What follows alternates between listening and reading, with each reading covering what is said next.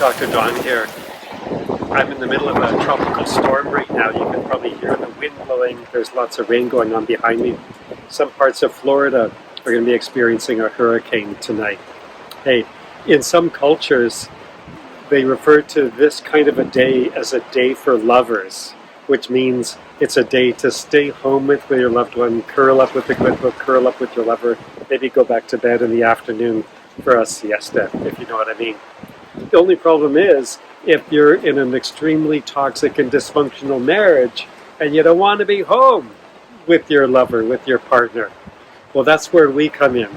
Myself and Damaris, we help women in those kinds of relationships get their relationship back, or maybe get it to be a place where it's never been, where they actually want to be home with their partner.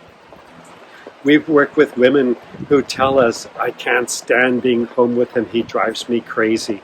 And we actually change what's going on in her heart, change what's going on in her nervous system, and as a consequence, we change the relationship. We have seen that, witnessed that, and facilitated that again and again and again. Click the link below, find out how we do that.